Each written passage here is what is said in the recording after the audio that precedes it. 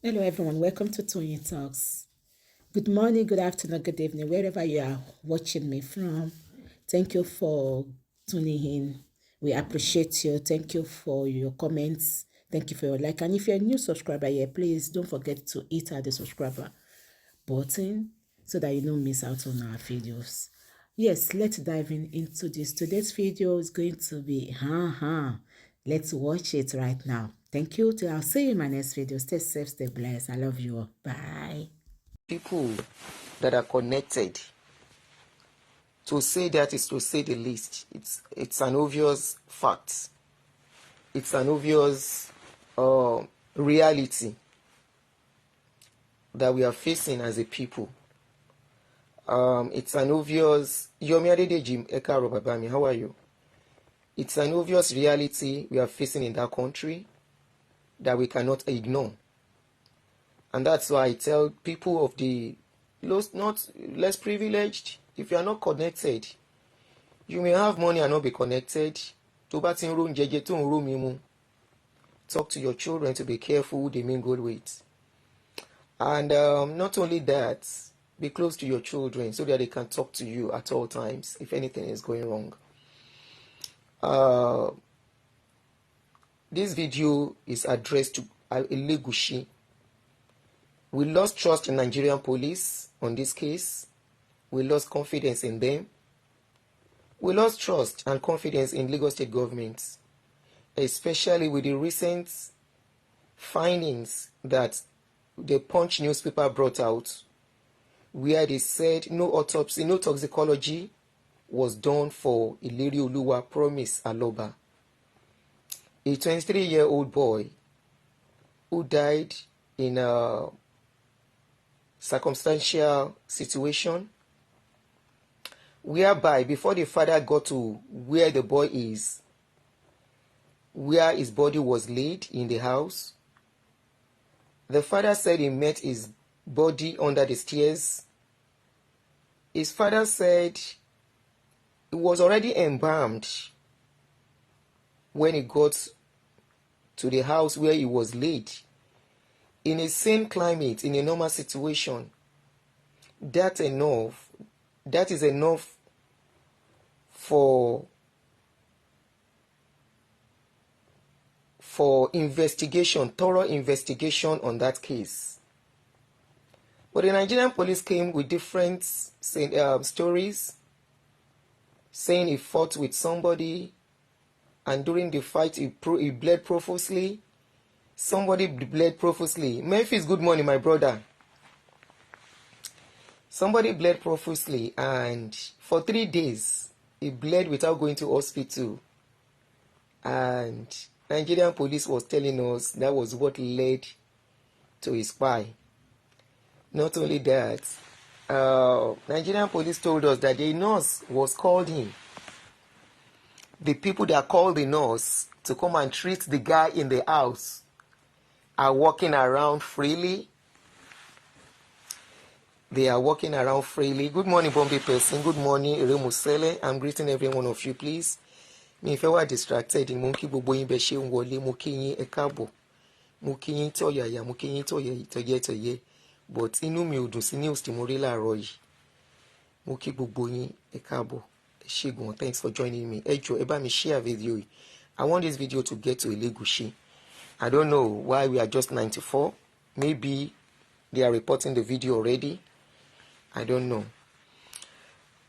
So like I was saying, the boy was met in a very controversial circumstances that calls for investigation and arrest of everyone present at the scene where this thing happened. But Nigerian government never did that. What they did was to just pick people that were not involved in the case, that were not even around 72 hours to the situation, to the incident.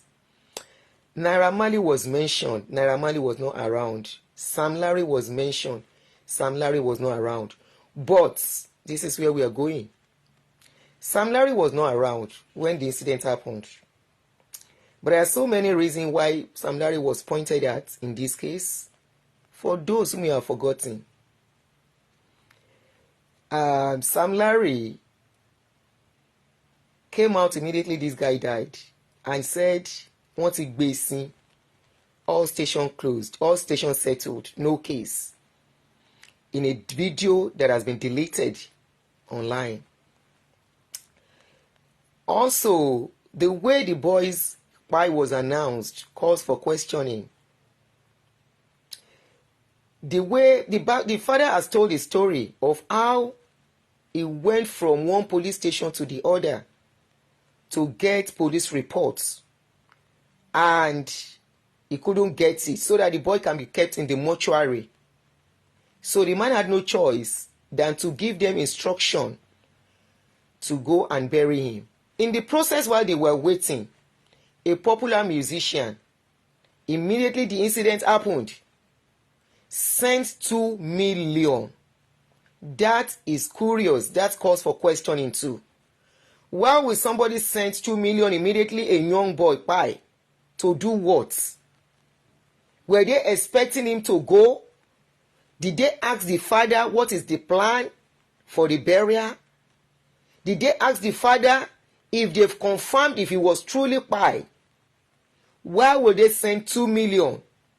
Was the 2 million sent so that they can hurriedly cover up some things? Me, I am just asking questions. So in the process, there was call for investigation into the boy's demise, the way everything came into the public, into the social media, public social media, public whatever. And the boy was exhumed after, I think, about a week. And questions began to fly here and there. Some videos were sent out, were brought out in the process. Along the line, Elegushi, I am talking to you, tó bá jẹ́ pé o mọ story yìí. Tó bá jẹ́ pé o mọ story yìí ló ṣe petition, tó bá gbé àwọn tó ń allege ẹ of pé oníwọ̀ ló bí ọmọ, you have a right to do that. And I think for you to clear yourself too, you have a right to say, this noise is too much. To clear my name, I want to do DNA. You are supposed to put your mouth out there. That why are they alleging you? You do DNA, and if they find you are not the father, take them to court and sue them for big liability. Sue them. Next time one is you are supported for that. You have no moral justification. You have no rights to petition Baba Mohbad. And I will tell you why. Elegushi, ever me send the video the Elegushi. I don't know why the video is kind of standstill. Elegushi, I want only obi mo pé wo lo lomo tó bá fẹ́ petition wọn for that. Tó fẹ́ gbé wọn lọ sí court. Ẹ jẹ́ kí n reshare lọ́dọ̀ mi. Ẹ bá mi reshare. Something is happening. The video is not going. Please kindly help me to reshare it again. Video ìgbọ́dọ̀ dọ́dọ̀ Elegushi. 4 share péré lórí kí ló dé? And we are 156. Ṣé ká stop? Hello àbúrò, máa pè mo wà lórí live show. Oh, okay.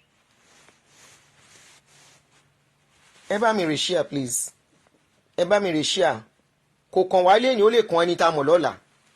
Búburú ò ní kángun sí kankan nínú wa. Please. Ó dà pọ́n flag ni. That's why the reshare is necessary. Èèyàn mẹ́rin pé lóró share. So if you reshare it, it will help. Kindly reshare, please. Wọ́n lè máa flag ó possible. Because ó yẹ ká ti jù báyìí lọ. Ẹ ṣáà bá mi reshare ṣá anyway. So, Baba Demola Elegushi, Seki, Abiyamo lẹ́yìn méjèèjì. My question, may that never happen to you. I won't pray it for you. If anything like that happens to you, are you going to fold your hands? You will not ask question. Like I was saying, you have no right to petition Baba Mohbad in any way. Elegushi, Demola, ní one single right láti petition Baba Mohbad. Ẹ fẹ́ fọwọ́ ọlá ẹ ti fi hàn pé ilẹ̀ wà ní ìdí ikú ọmọ yìí. Tí ò bá sí yẹn, I will tell you why a lot of fingers are being pointed at you. why all eyes are on you. Sam Larry is associated with you, even though you came out to disassociate yourself. They allegedly said Sam Larry was working for you at a point in Elegushi Beach. Sam Larry was seen bullying this boy, Kotoku. At a point, this boy cried out. A video surfaced where he said Sam Larry and Naira Marley wọ́n pursue òun káàkiri wọn jẹ́ kóun ní sinmi. That's number one. Then why you cannot say wípé that where you don't have any right at all láti petition Baba Mohbad. This boy Mohbad wrote a letter to Nigerian police. That letter is enough for you to be arrested, Elegushi, irrespective of your crown. Mumbo, in case you have forgotten, I'm going to read out the letter for you, which everybody knows and have seen. Aloba Promise Oladimeji, letter headed Royal Pine Estates, Orchard Road, Lagos, on a letter dated 27th of June 2023. That is just less than a year ago. This boy petitioned the Assistant Inspector General of Police, the Nigerian Police Force, CID, FCID, Department Annex, Alagbon Close, Ikoyi, and he said, "Sir, petition of threat to life, malicious damage of properties, value the sum of 5 million naira, assault, occasioning harm, oppression, and conduct likely to cause breach of peace against Sam Larry, Elegushi, Elele, Obele, and others." And in that letter he went on, he said, "I, of the above name address, a law-abiding citizen and a musician, bring it to your notice the assault and threat to my life by the above mentioned people. On 25th June 2023." So that was 2 days after he went through something from these people. 25th of June 2023, while having a video shoot with another artist named Zlatan Ibile. The above mentioned persons, numbering about 15, led by Sam Larry Elegushi, invaded the premises with dangerous arms such as gun, cutlasses, etc., where I was shooting video, and scattered the whole process of the shooting, damaged the equipment I was using for the shooting, valued about 5 million naira, and started threatening my life, which in the process they became violent and assaulted me, which I sustained injuries but narrowly escaped. Attached to this petition is these said pictures. Total amount I paid for the shooting they destroyed is 8 million naira, which is non-refundable. However, during the assault, they were boasting that they work for Oba Elegushi. Hello? They were boasting during the assault that they work for Oba Elegushi, and they have been asked to deal with me for reasons known to them, which till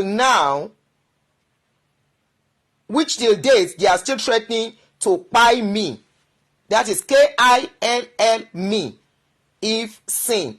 Sir, I call on your good office to save my life from the above mentioned people. And the boy signed Aloba Promise Oladimeji with a stamp that it was received. The office of the Assistant Inspector General of Police received the letter on the same day, 27th of June 2023. Elegushi, before you can petition Baba Mohbad, kọ́kọ́ lọ yanjú petition tọmọ yìí. You can write letter. No, Nigerian police has not just justice to this case. Nigerian police has not done justice to this case. Ta ló ní kí bàbá Mohbad lọ rest yẹn? No, nothing can bring his son back, yes, but he has a right to have a closure. He needs to have a closure on nǹkan tó pa ọmọ ẹ̀. What do you mean? What do you mean? Ṣé apart from pé wọ́n pa ọmọ, ẹ̀tọ́ ọmọ yẹn á tún wá bọ́ síbi tí ò yẹ kó bọ́ sí? Á bọ́ síbi tí ò yẹ kó lọ sọ́dọ̀ àwọn tó tún pa. Elegushi, the Nigerian police did not invite you. They did not arrest you. In a sane climate, this case, irrespective of who you are, you will be arrested. Irrespective of who you are, you will be questioned because the boy already 2 days and he died in September. That is 3 months after. In fact, less than 3 months, 2.5 months after he wrote this petition to the government. He wrote it on the 27th and he died on September 12th. That is June, July, August, 2.5, exactly 2.5 months after. Ni ọmọ yìí ṣe aláìsí in a controversial manner, in a controversial way. Elegushi, you have no rights, you have no moral justification torí o bí àwọn ọmọ tiẹ̀ náà. Ṣé ìwọ àti Ṣẹ̀kí ẹ gbàdúrà kọ́kọ́ ọmọ yín kú? Ìwọ àti Ṣẹ̀kí ẹ gbàdúrà níbi tí àwọn ọmọ yín wà ibikíbi tẹ́ bá fi wọ́n pamọ́ sí? Ṣé ẹ gbàdúrà kí àwọn ọmọ tí yín náà ṣaláìsí níbi tán bá wà?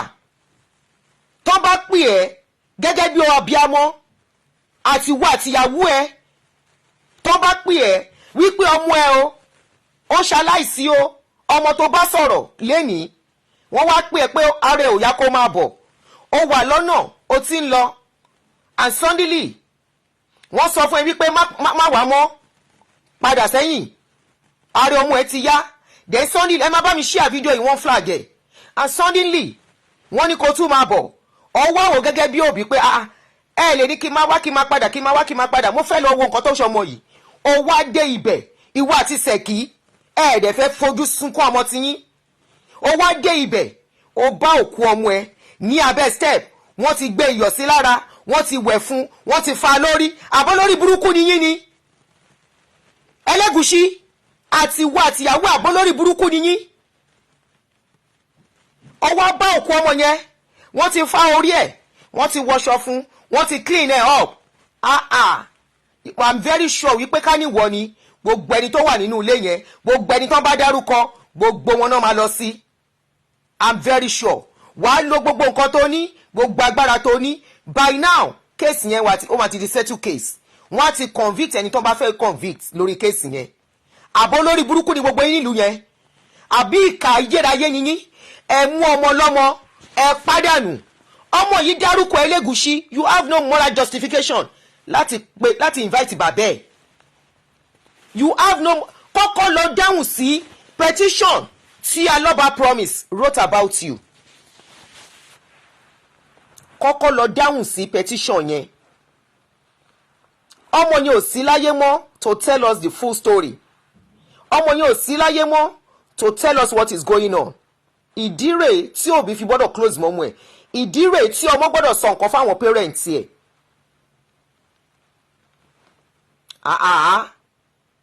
Kí ni ìtumọ̀ yẹn? Petition tán kọ, ọ̀rọ̀ wá ṣẹlẹ̀ tán, ọmọ ṣaláìsí tán, ó wá ń disown Sam Larry. You are disowning Sam Larry. No, before you disown Sam Larry, either you disown Sam Larry or you don't disown Sam Larry. Go and clear the latter part of that statement. The latter part that says, however, during the assault, they were boasting that they work for Oba Elegushi and that they have been asked to deal with me for reasons best known to them, which till date they are still threatening to pay me. That is a huge one. Olórí burúkú ni Nigerian police àti mú àwọn yẹn before now. You did not respond to all this allegation.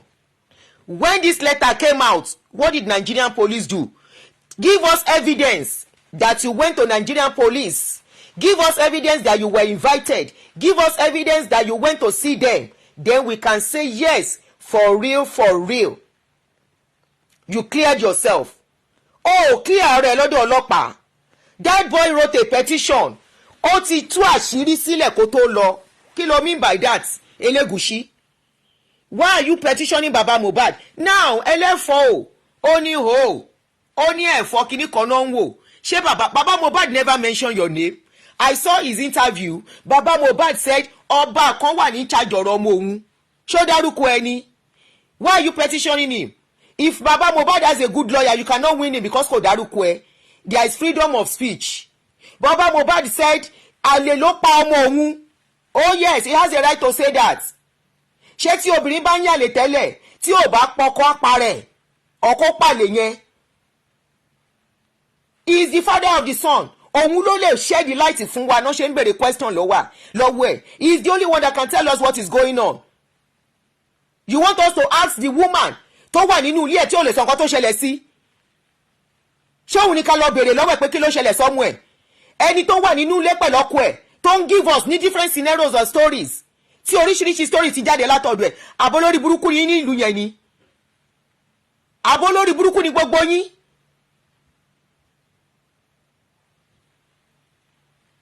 Orúkọ ẹ wà nínú petition now wípé wọ́n náà fẹ́ pa òun. So what are you saying, Elegushi? Of course they can allege you of being behind the scene because your name was in the. Wọ́n gbé mi lọ sí court. Èmi náà amú lẹ́tà ẹ̀ but America bí nìkan tí wọ́n gbé mi lọ sí court not Nigeria tẹ́tí ń ṣorí burúkú. Wọ́n gbé mi lọ sí court Elegushi níbí yìí. Màá gbé lẹ́tà yẹn dání. Màá gbé lẹ́tà yẹn màá gbé dání. Lẹ́tà tọmọ yẹn kọ. Nigeria jẹ́lu tó jẹ́ ni. Àwọn ọlọ́pàá Nigeria, we know they are working for the powerful and the connected. You want to shut Baba Mohbad up. He's asking for, if you want that man to shut up, sọ fún Wunmi kó hands off gbogbo nǹkan tí ọmọ yẹn filẹ̀ fún bàbá ẹ̀. Tó bá jẹ́ yẹn ni, ẹ fẹ́ kó dákẹ́. Kò ní mọ kú tó pa ọmọ ẹ̀. Kò ní mọ bí tí kú ọmọ ẹ̀ ti wá. He has every right to ask and to know. Kí ló dé tí yẹ pé ìyàwó tó wà nínú ilé was selling different stories to the public? Why was she selling different stories? She's the one to tell us everything tó ṣẹlẹ̀ sọ́kọ ẹ̀. She told us ear infection at a point ọjà at a point wọ́n fògùn gbà at a point Sam Larry ni at a point Lamu Larry ni at a point kìíní kan ni. How many stories lórí èèyàn kan? Nǹkan báyìí ló ṣọkọ mi, nǹkan báyìí ló ṣọkọ mi nínú ilé.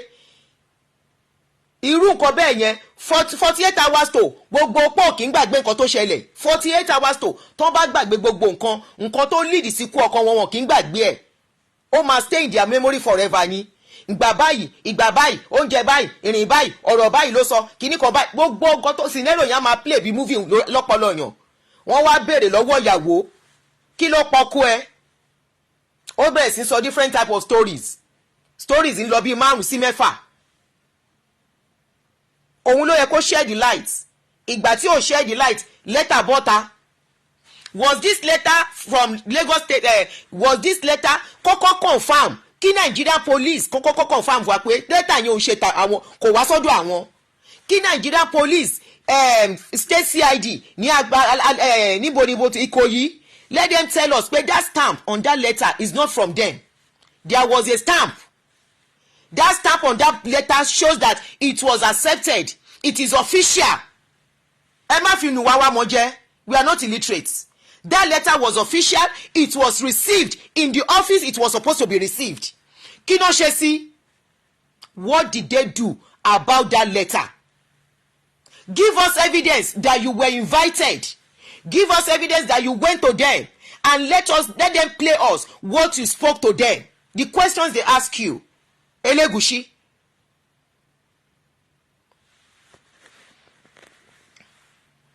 Jẹ́ kán sọ fún wa. Then we will ask another question. Why is Lagos State a state government? Odidi state government. Why did they lie to the public that they did toxicology on that boy? Ikú boy yẹn cause for a lot of questionings. Ká má bàa rí irú ẹ̀ mọ́. ẹ lè máa gbé ọ̀n lè máa pa àwọn èèyàn ṣeré nílùú yẹn kẹ́ máa gbé wọn gbìn kọ́ máa cover mọ́lẹ̀. No, ó lè kàn mọ́ anybody lọ́la. Àwọn ọmọ wa lè travel lọ sí Nàìjíríà ká má rí irú ẹ̀. Kí ni bàbá Mohbad ṣe tó gbé? Did he mention your name? Why are you petitioning him? Ṣó dárúkọ ẹ? Àbó porúkọ àwọn ọmọ ẹ sọ̀rọ̀?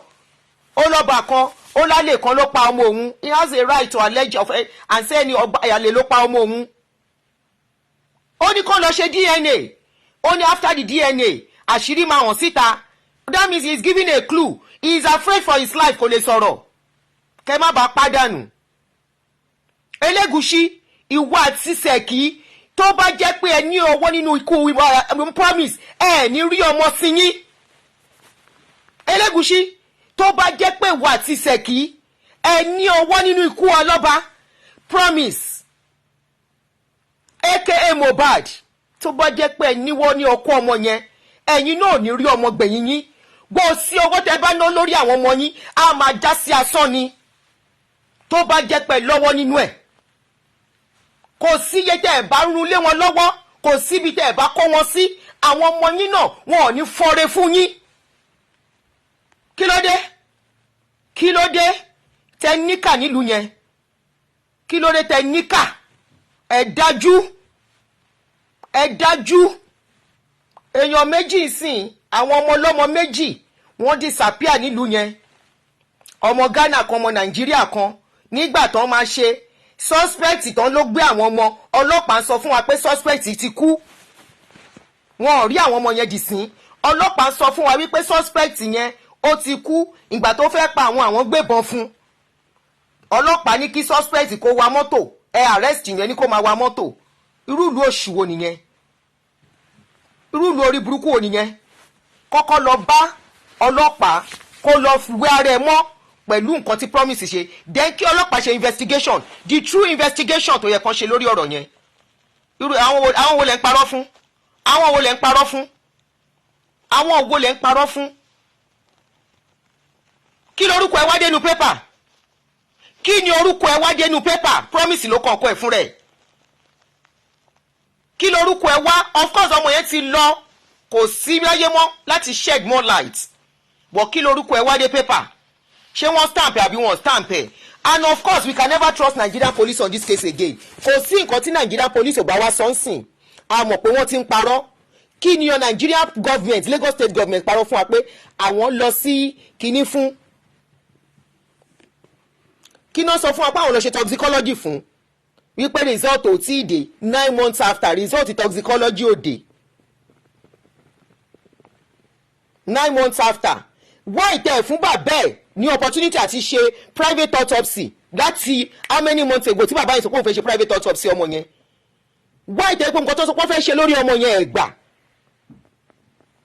Gbogbo ẹni tó bá lọ́wọ́ sọ́mọ lórí ọmọ Elegushi tó bá jẹ́ pé mo tún repeat ẹ̀ èpèlè mi máa fún ẹ tó bá jẹ́ pé o lọ́wọ́ sí ikú ọmọ yẹn in any way tó bá contribute sí gbogbo ọmọ ẹ tó bí kò sí iye tó bá ná lórí wọn. Gbogbo àwọn ìkúnlẹ̀ àbíamọ gidi ó kẹ̀yìn sí ìwà àtìyàwó ẹ̀ látẹ̀ní lọ tó bá yẹ pé o náwó sí. Gbogbo ìkúnlẹ̀ àbíamọ gidi wọ́n á máa bá àwọn ọmọ ẹ̀ jà níbikíbi tó bá yà sí. Òrìṣà àbíamọ kò ní jẹ́ káwọn ọmọ ẹ̀ ráyé ṣe.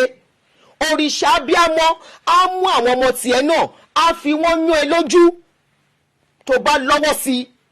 Kò sí ògùn tẹ́ mọ́ ṣe á máa yí sí burúkú fún yín ni tẹ́ bá lọ́wọ́ sí kú ọmọ yẹn. Kí ló dé? Injustice ti pọ̀jù nílùú yẹn jù. Òrìṣà àbíamọ á jẹ́ káwọn ọmọ ẹ máa dójú tì ẹ́. Ẹ̀yin ìka elédè yìí, why are you petitioning baba Mohbad? Leave that man alone. Ó ń sunkún ọmọ ẹ̀. Gbogbo packaging tẹ́ ẹ̀ rí yẹn àwọn èèyàn náà ní kó máa ṣe. Packaging tẹ́ rí tó ń wọṣọ fún àwọn èèyàn náà ní kó máa ṣe kó lè ṣe present sí public. Àwọn èèyàn náà ń raṣọ fún, àwọn èèyàn náà fún lọ́wọ́ wípé oúnjẹ tó yẹ kó jẹ ńgbà tó ọmọ ẹ̀ ń ṣiṣẹ́ tí ò jẹ́ kó jẹ. Àánú ló ń ṣe àwọn èèyàn pé ṣé àwọn bàbá ó ní kí bàbá máa jẹ̀yà láyé ni? Ṣé ó ní kí bàbá má ṣoríire ni? Ọmọ kúta ìkú, ìyá tí ò tọ́ ọmọ làwọn èèyàn ló ń gbówó fún. Ọmọ kúta ìkú, ìyá tí ọmọ kọrin fún. wípé 10 years I no see mommy làwọn èèyàn ló ń gbọ́mọlé lọ́wọ́. ìyá tí ò sí ń bẹ̀ làwọn èèyàn ló ń ṣe sàǹdákà fún. bàbá tó tọ́mọ tó dúró tọ́mọ tó ti torí ọmọ tí ò ríyàwó jókòó sínú ilé ẹ̀ tí wọ́n ń bàjà all the time torí ọmọ. bàbá yẹn ló wá di ẹni ẹ̀kọ́, bàbá yẹn ló di ẹni ègbé, bàbá yẹn ló di ẹni tí gbogbo ayé fẹ́ máa ṣépè fún. kí ló dé kí lọkùnrin rà lọ́wọ́ yín? ẹ̀yin náà dẹ̀ bímọ ọkùnrin. kí ló dé tí bàbá yẹn ò fi deserve àánú? àwọn èèyàn wá ń raṣọ fún, wọ́n fọgbáṣọ sí lọ́rùn pé kó nínú ẹ̀ lè máa dùn, kó má pokùnso, kó má ronú kú. ṣé condition gbàtà kọ́kọ́ rí yẹn lẹ fẹ́ máa rí títí ni lẹ ṣe rò wípé bàbá yẹn kò jà fọ́mú ẹ̀? báwo ló ṣe tún fẹ́ jà fọ́mú ẹ̀? tí ìyá yẹn ká ní ìyá yẹn ló ń sunkún bí bàbá yìí ṣe ń sunkún látọjọ́ yìí, ká ní ìyá yẹn náà kó aṣọ sí lọ́rùn ẹ̀ ní sọ̀rọ̀ tó lójóbìnrin.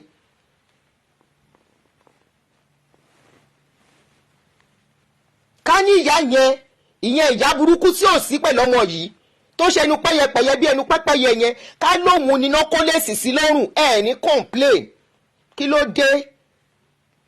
ká ní ìyá yẹn ni ẹni kan fílẹ̀ o, ẹ fílẹ̀ o, ó mọ̀nà ọmọ ẹ̀ ní o, ẹ fílẹ̀ o, ẹ fẹ́ kínú ẹ̀ máa dùn lẹ ṣe ń wọṣọ sí lọ́rùn o. ṣé bàbá Mohbad ló ń raṣọ fún rẹ ni? àwọn èèyàn náà gbé mọ́tò sí ìdí, àwọn èèyàn náà raṣọ fún, ó wọn àwọn èèyàn náà ní kó ṣe é láàánú. ńgbà promise wà láyé, ọlọ́run má jẹ́ káwọn ọmọ wa dóbò dáràn. ẹ wo létí promise ń gbé, ẹ wo létí bàbá ẹ̀ ń gbé, ẹ wo condition tàrí bàbá ẹ̀ ń jẹ́ ta máa kọ́kọ́ rí, ẹ wo lé promise, ẹ wo lé promise, ẹ wo mọ́tò tí promise fi ń ṣẹ̀ṣẹ̀ rìn, ẹ wo mọ́tò tó sọ pé ó tún sanwó fún gan. wọ́n wá lọ gbé wọlé kojókòó wọlé kájà àbí káwọn ṣe máa ń pa àwọn mọ́tò onípákó yẹn, wọ́n wá rà fún ìyá àmì fún bàbá. gbogbo iṣẹ́ ẹ̀bọ ọmọ yìí bàbá yìí ń sọ ẹrù ọmọ òun wà lọ́wọ́ ìyá ìyàwó, kò sẹ́ni tó sọ̀rọ̀ sí. Elegushi fi bàbá Mohbad sílẹ̀, ọ̀rẹ́ ẹ̀sẹ̀ èpè la máa fún ẹ lójoojúmọ́, èpè la máa fún ẹ fún bàbá Mohbad lẹ̀. òṣàbò ò lè gbè mí, ṣe mí bó ṣe gbá mi, tó bá fẹ́ ṣe ni ìwọ gan máa fáìtì fún justice ọ̀rọ̀ yìí ni. kọ́ wádìí ọ̀rọ̀ yìí. ìgbà táwọn kan wà lẹ́ẹ̀jẹ́ pé wọ́n ló lọ́mọ tó ti ariwo yẹn ti pọ̀, yìí tó fi ń gbé wọn yẹn wàá gbé ara ẹ̀ sílẹ̀ fún DNA ni. wàá gbára ẹ̀ sílẹ̀ fún DNA pé kọ́ má disgrace orúkọ ẹ, ó yẹ ṣe DNA. ṣùgbọ́n tẹ bá find out pé mi kọ́ ni mo bí ọmọ yìí, gbogbo ẹ̀yin tẹ sọ ẹ máa kú sẹ́wọ̀n, oníráìtì àti ṣe yẹn. ṣùgbọ́n lórí ti lẹ́tà, kí lorúkọ ẹ wá dórí lẹ́tà? èmi ò mọ̀ bóyá wọ́n lo bímọ, èmi ò bá ń wí ò sọ̀rọ̀ ọlọ́mọdé. ṣùgbọ́n lórí ti lẹ́tà, kí lorúkọ ẹ wá dórí lẹ́tà? kò dá bàbá Mohbad ò dárúkọ ẹ. ó lálẹ́ ló pa ọmọ òun, ó ní àlè ló pa ọmọ mi, ó ní tó bá ṣe DNA bóyá wá lè rí nǹkan tó pa ọmọ mi, á lídìí wọn sí. tọ́rọ̀ bá rí báyìí, those are leading statements to unravel a mystery, a puzzle. If it is in this kind of a country where things are working, wàláhì ọlọ́pàá will have sworn into work, wọ́n á ti parí iṣẹ́ yìí láti jọ yìí. gbogbo ẹni tó wà involved wọ́n á ti ṣàwọn. àtòrí lẹ́tà dẹ̀ náà ti máa bẹ̀rẹ̀. They will have started from the letter, that petition that Mohbad wrote. ibẹ̀ náà ti máa bẹ̀rẹ̀. èyí tí Sam Larry ń gbẹ́kùn kiri yẹn, wàláhì wọn bí yàrá yẹ èrè á wà lẹ́wọ̀n dì sin. á ti wá owó lọ́ọ̀yà. èyí tó fi ń gbé ìkùn kiri, tó ń lọ sí hajj, tó ń ṣe oríṣiríṣi, tó tún ṣe pepper dem, only in Nigeria with something like that work, tó ń walk around freely. á ti sọ ìkan tó mọ̀ nípa ẹ̀, kí lorúkọ ẹ̀ wá dénú lẹ́tà, á ti sọ gbogbo ẹ̀. àfi tẹ́yìn náà bá bímọ lókun. Elegushi fi bàbá Mohbad lẹ̀, kọ́ tí mo wá sọ fún ẹ nìyẹn. fi bàbá Mohbad lẹ̀. ọmọ yẹn ò lè kú kẹ́ tún fìyà jẹ. àbólórí burúkú ni yín ni, àbólórí burúkú ni yín ni. olóṣì ó lọ sí patí lọ́jọ́ sí, he that has done something will fear no something náà ń pè. tí conscience ẹ bá clear ó lọ sí patí lọ́jọ́ sí, owó hòìhò ìbí olè, tọ́wọ́ ẹ bá mú òní máa wò hòìhò ìbí olè. owó bá mi ò lè wá fídíò yẹn jáde mọ́ sí, máa wá tí bá ṣe tó máa post yẹ. kí ló sọnù lọ́wọ́ ẹ̀ tó ń wò bí ẹni tó tẹ kọ́bọ̀ mọ́lẹ̀? kí ló sọnù lọ́wọ́ ẹ̀ tọ́wọ́ ẹ̀ bá clean tí ọwọ́ yẹn bá mọ́ èèyàn máa dúró ní èèyàn gan ló máa champion kọ́ọ̀sì yẹn wípé ó yá since thirty mention orúkọ mi sọ̀rọ̀ yìí mi ò ní gbà tẹ́fí mention mi sórúkọ yìí you have all the power and the money to fight this case láti clear orúkọ ẹ kúrò ń bẹ̀ petition náà ti rórúkọ ẹ lọ́rẹ́ fi líìkì mú ẹ bàbá Mohbad ò dẹ̀ dárúkọ ẹ but tí wọn gan bá dímọ́ pọ́wọ́ ẹ mọ́ ni fún rẹ ló máa ní at this stage I want to do DNA ẹ gba sample mi ẹ gba sample lọ́mọ yẹn kò kún ẹ tán bá ṣe sample ti bàbá Mohbad àti Mohbad bóyá Mohbad ló lọ́mọ ìwọ ní kí ló máa take ẹ. Thank you. He that has clear conscience fears no allegation. God bless you, area girl.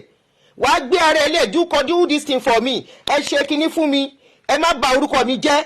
Wàá gbé àwọn tó allege ẹ yẹn. Wàá bá wọn fa gbogbo ẹjọ́ tó ń bá yàn fà. Wàá ní kó tì mọ́lé kó tì wọ́n mọ́lé kó má jáde. Wàá gbé ara ẹ sílẹ̀ tó bá ti dójú ẹ̀. Orúkọ ẹ wà nínú petition paper now. Kí lorúkọ ẹ wá débẹ̀ ọlọ́pàá should tell us nǹkan tó orúkọ ẹ wá dé nínú paper in the first place. ọlọ́pàá should tell us what they did when that boy wrote that petition. He wrote that petition on the 25th and submitted it on the 27th and it was stamped. ṣé wọn ọmọ yẹn ti ṣe arrangement ilẹ̀ pàṣírí òníbò sẹ́ agbègbè àwọn tó bá máa pa wọn àṣírí wọn òníbò ó kọ́ ní latter part of the something ó ní kó lọ pa òun ni kó tó pa àwọn ẹgbàá wọn o. Ṣó lè jẹ́ àwọn ọmọ tiyín náà kọrú petition bẹ́ẹ̀ yẹn kíjọba máa ṣe anything sí kọ́mọ yẹn wá lọ ṣe máa lè sùn ṣe máa dákẹ́ ṣe máa lọ sùn ọkàn yín á balẹ̀ inú yín á dùn bí tẹ́ bá wà inú yín máa yọ sí ìlú yẹn mọ́ èpè lẹ́ máa fún gbogbo ìjọba. Meanwhile ẹ lè ṣerú ẹ̀ ọwọ́ agbára yín wọ́n á ti yanjú ọ̀rọ̀ ti pẹ́ ẹ ti parí case ẹni tó ṣiṣẹ́ yẹn á wà lẹ́wọ̀n by now. Kí ni Sam Larry is still walking around freely till now. He's still walking around freely di bá ṣe ń sọ̀rọ̀ yìí. He's still walking around freely. If your hands are clean bó ṣe ń pariwo orúkọ ẹ tó yẹn ìwọ náà àǹfà kò lè cost ẹ lówó kankan lọ́ọ̀yà kan ló máa gbà tó máa ṣiṣẹ́ ẹ̀ náà wàá gbé ara ẹ lẹ̀. At this stage I want the ìwọ kan ló máa sọ fún government pé DNA tiẹ̀ tó ń pariwo pé wọ́n ló lọ́mọ ó fẹ́ kọ́ ṣe torí wọ́n kọ́ ló lọ́mọ. It won't cost you anything. How much is DNA? Wọ́n á ní kọ́ ṣe. Ìwọ gan ló máa ràn bàbá Mohbad lọ́wọ́ tó bá wá ṣe gbogbo yẹn o lè gbé bàbá Mohbad láti clear rẹ̀. Tó bá ṣe yẹn tó clear pé wọ́n kọ́ ló lọ́mọ tó ń pariwo pé wọ́n ló lọ́mọ. Kó lọ ṣe tó bá wá ṣe tó clear pé wọ́n kọ́ ló lọ́mọ. Everybody kó gbé gbogbo wọn kó lọ jù wọ́n sẹ́wọ̀n. Ó tọ́ sí ẹ tó bá ṣe ṣùgbọ́n gbogbo eléyìí tó fẹ́ ṣe yìí o lè silent bàbá yẹn tó bá silent àdúrà àjẹ́ àníjẹ́ ògbádùn àti wà ti sẹ̀ké pé la máa fún yín adẹ̀ máa béèrè question la máa fi lead ṣe pé ṣé wọn lọ́wọ́ sí kú ọmọ òun fẹ́ fi parí ẹ̀ ń sin máa stop tó o bá ti lọ́wọ́ sí wàá jẹun ọmọ wàá jèrè àwọn ọmọ tó bí àti wà ti sẹ̀kí torí àbíamọ ni sẹ̀kí náà obìnrin ni ó gbé oyún fóṣù 9 bí Mohbad ò bá tiẹ̀ mọ̀kan tó ń pè láti ò bá tiẹ̀ ń ṣàbíamọ tí ò mọ̀kan tó ń pè ní kéèyàn gbóyún kéèyàn bímọ ṣèbí sẹ́kìrì àgàgà máwọn ọmọ ẹ̀ ó daṣọ bò wọ́n ó fọ̀já pọ̀n wọ́n àbí kò fọ̀já pọ̀n wọ́n ó ṣòpá bíamọ ni kò dẹ̀ fẹ́ fojú sunkún kankan nú wọn kí ló dé tí ò lè tì ẹ́ baálé mi at this stage ẹ jọ̀ọ́ ẹ má bọ̀jọ́ ọ̀la àwọn ọmọ mi jẹ́ ẹ má jẹ́ káwọn ọmọ mi ṣe nǹkan tó ọmọ ń pẹ̀ kọ́ wá jẹ̀yà ẹ̀ṣẹ́yìn lẹ lọ́mọ tí ò bá ń ṣẹ̀yìn ẹ lọ ṣe DNA tó bá wá jẹ̀yìn là wá lè sọ nǹkan tó máa ṣẹlẹ̀. Kí ló gbé bàbá Mohbad fún? Kí ló gbé fún? Kí ló gbé fún? Kí ló petition ẹ̀ fún? Àwọn òní àní sọ pé mi ò sọ pé wọ́n ló lọ́mọ mi ì sọ pé wọ́n kọ́ ló lọ́mọ mi ì sọ pé wọ́n ló pa Mohbad mi ì ní wọ́n kọ́ ló pa mo ní kí lórúkọ ẹ wá dénú pépà kí ló gbé bàbá Mohbad fún? Ṣé bàbá Mohbad dárúkọ àbí wọ́n là lè tó dárúkọ ní ẹlẹ́fọ̀ọ́ o ó ní o wọ́n ní ẹ̀fọ́ yín ṣe bá ṣe kinní kan bẹ́ẹ̀ yẹn ó ní ẹ̀fọ́ kinní kan ni ẹ má bínú Yorùbá mi ò lè lọ títí o mo máa ń gbàgbé àwọn òwe yẹn kí ló ṣe jẹ́ ó dárúkọ ẹni tó petition ẹ̀ petition tán yìí fún wọn ó ti dá wọn lóhùn tán tẹ̀sáré fò gìrìgìrì bọ́ta lọ́jọ́ sí I'm distancing myself from Sam Larry ọ̀rọ̀ distancing myself from Sam Larry kọ̀ lọ dá petition gba station lọ kó lọ ṣàlàyé tí Nigerian police bá rẹ́dí àti ṣiṣẹ́ kí ló ń petition bàbá yẹn fún kí ni bàbá yẹn ṣe fún ẹ èèyàn wà nínú pé ẹ rántí àtúbọ̀tán o ẹ máa rántí àtúbọ̀tán ẹ má jẹ́ ayé àwọn ọmọ yín máyé o tẹ bá nífẹ̀ẹ́ àwọn ọmọ yín ẹ má jẹ́ ayé àwọn ọmọ yín máyé ẹ ṣe èní yín dáadáa kí ayé káwọn ọmọ yín lè gbé ọ̀kan lè rí ayé gbé lọ́la kí àwọn ọmọ yín lè rí ayé gbé ní ọjọ́ ọ̀la kó má jẹ́ ìyà nǹkan tẹ́ ṣe àwọn ọmọ tẹ́ bí náà má jẹ̀yẹ́ bẹ́yìn bá bọ́ torí ẹni connection ẹ rántí wípé ẹ̀yin lẹ lè ní ẹ̀yin kọ́ lẹ́ni ọ̀la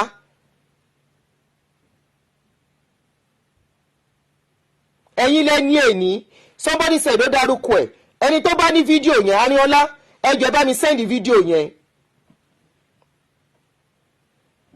ẹ̀yin lẹ lè ní but ẹ̀yin kọ́ lẹ́ni ọ̀la tọwọ́ ẹ̀ bá mọ́ tó clear gbé ara ẹ̀ sílẹ̀ clear kúrò lónú ọ̀rọ̀ yẹn kò redeem image ẹ̀ padà èèyàn mélòó ló fẹ́ fọlọ́pàá gbé èèyàn mélòó ló fẹ́ silence èèyàn mélòó ló fẹ́ arrest mo béèrè ní o tó bá dẹ̀ rí gbogbo ayé arrest ṣó máa rí kama arrest ṣó máa rí nemesis arrest nígbà tó bá yá ó lè má ṣẹlẹ̀ lórí ẹ̀ tó yẹ pé lójú ayé ẹ̀ wá bá àwọn ọmọ tíwọ náà bí tí pàṣọ ẹ̀sán á máa nà wọ́n lójú ẹ̀ tí kò ní sí nǹkan tó lè ṣe sí ó jẹ́ eré ègún kúrò tó bá yẹ pé owó ẹ̀ wà ń bẹ̀ ire o ó dàbọ̀ ẹjọ́ ẹni tó sọ tó lóhùn ní tó ní promise mention yẹn ẹ send fídíò yẹn sí mi màá tún fi jáde tí n bá ráyè ẹni tó lóhùn ní fídíò pé ó níbi tó ti mention orúkọ ẹ̀ ẹjọ́ if you have that video send it to me àá replay ẹ̀ àá tún fi sọ̀rọ̀ àá fi béèrè question là ń béèrè police is doing their job Adé Ọ̀ṣun police is doing their job náà ṣe parọ́ fún wa pé wọ́n ṣe toxicology police is doing their job ni wọ́n mú ilé tọ́mọ ti kú ni wọ́n sí ilẹ̀ láti investigate police is doing their job àwọn tó wà pẹ̀lú ọmọ 48 hours tó wọ́n rìn káàkiri freely police is doing their job àwọn tó mọ kọ sínú petition they are walking around freely police is doing their job wọ́n fún wa ní story bíi mẹ́rin ear infection ló pa èèyàn kan ló bàjà tó fi pa kinní kan ló ṣe tó fi pa kinní kan ló ṣe tó fi kú they are doing their job àìrú jọ́ọ̀bù yẹn náà wọ́n á ṣe irú ẹ̀ fún ẹ lásìkò tí wọ́n náà bá nídìí ọlọ́pàá ní Nàìjíríà àdúrà lèmi ṣe fún ẹ irú jọ́ọ̀bù tí Nigerian police ń ṣe báyìí báyìí ọjọ́ tí ìwọ náà bá máa ní problem nílùú yẹn ọjọ́ tí àwọn mú ẹ anybody tó súnmọ́ ẹ bá máa ní problem ọ̀rọ̀ ọlọ́pàá irú jọ́ọ̀bù tó ń ṣe lórí Mohbad yìí náà máa ṣe fún ẹ mi ò ṣe pè fún ẹ they are doing their job èpè kọ́ ṣé ń gbọ́ṣẹ́ léwo lè pè mo ní they are doing their job kò sígbà gbogbo la máa ní ìdọ́lọ́pàá lẹ́ẹ̀kọ̀ọ̀kan at a point in life àbí kò sígbà tí yóò lè nídìí kéèsì ọlọ́pàá ó ń ṣe pé reality of life ni anything lè ṣẹlẹ̀ tá máa lọ sí police station irú iṣẹ́ tó ń ṣe yìí wọ́n á ṣe irú ẹ̀ fún ẹ. mi ò gbàdúrà kó ní problem problem is part of life storm is part of life ọ̀rọ̀ ọlọ́pàá ni mò ń sọ èpè kọ́ bàbá mi èpè kọ́ èmi stand lórí pé what you don't wish for others don't wish it for yourself ni tí n bá wùwẹ̀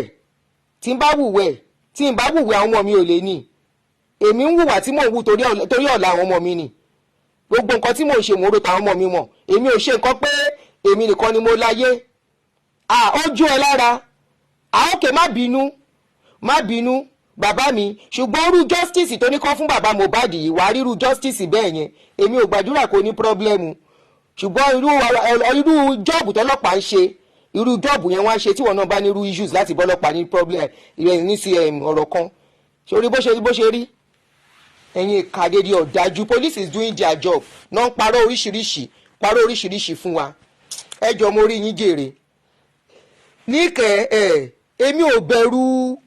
èmi ò bẹ̀rù èpè wà láìtàlà ìsúnmọ́bì láìlàsíláwà mi ò bẹ̀rù èpè mo máa ń sọ fún yín pé mi ò bẹ̀rù èpè ẹni tó bá ṣe nǹkan èpè lè pé máa tọ̀ ẹ ṣe rere mi ò ṣe nǹkan èpè mi ò hùwà èpè mi ò dẹ̀ ṣe kà mo dúró lórí philosophy pé what you cannot do, what you cannot take, don't give it to others.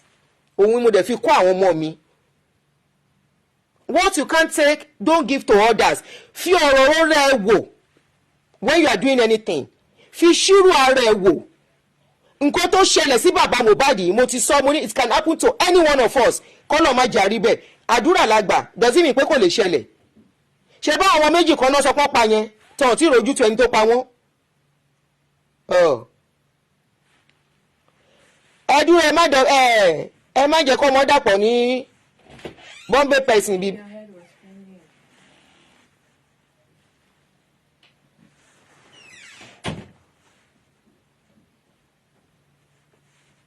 Ní Kẹ́dòwú ẹ má confuse ọ̀tọ̀ lẹ́ni tẹ́ fẹ́ dárúkọ o Bombay person kọ́ o Adéọ̀ṣun Wàyídì lórúkọ ẹni yẹn o Adéọ̀ṣun lórúkọ ẹ̀ kì í ṣe Bombay person o ẹ bá ń fi Bombay person mi ń kọ́.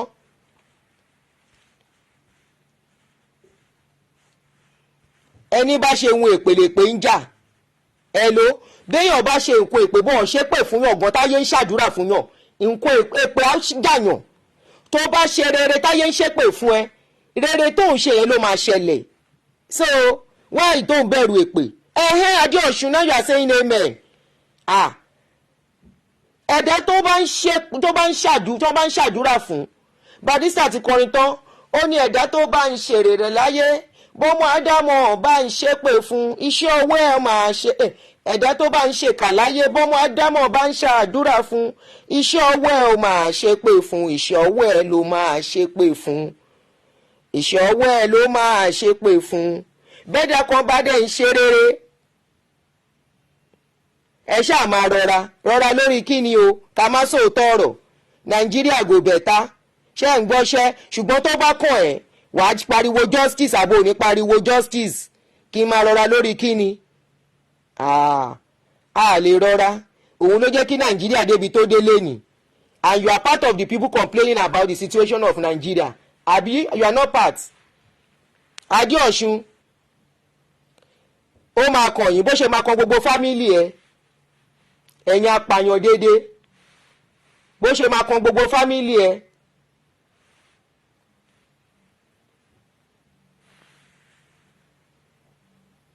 Bó ṣe máa kan fowó fámìlì ẹ gbogbo ibi tó bá wà lórí ọ̀rọ̀ yìí tó o ṣe òótọ́ wàá kàgbákò.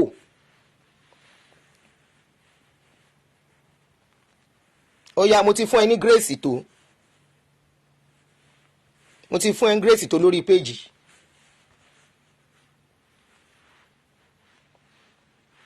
Mo ti fún ẹ ní grace tó dàbọ̀ olórí burúkú ọmọ àwọn olòṣì àwọn ajá àwọn tó ń rán kiri ni justice for Mohbad la béèrè justice for Mohbad kò sí bí wọ́n ṣe ń wá justice nílùú tá a wà yìí gbogbo ajá ológbò gbogbo wọn náà máa investigate tó máa screen tó bá ti di pé wọ́n pààyàn àwọn ń wọ ọrìn freely wọ́n tún lọ ń gbẹ́ni tó mú ẹ kú. mo ti block ẹ mọ́ Bọ́láńlé mo ti block ẹ máa yí farabalẹ̀ lọ tún block because ó lè lọ share another page kó tún fi wá sí page mi so I will keep blocking. ìkọsílẹ̀ tó bá ṣe rere ẹ̀rù òye kó bẹ́ẹ̀ náà ẹ̀rù òye kó bàyàn ẹ wo bí ọ̀rọ̀ yẹn ṣe lọ sìn ẹ wo bó ṣe ń lọ ọmọ yẹn dẹ̀ pariwo kó tó lọ ẹ ṣe everybody ẹ má gbàgbé láti bá mi share. Elegushi fi bàbá Mohbad sílẹ̀ ẹ fi bàbá Mohbad sílẹ̀ kẹ́ kó ṣì lọ.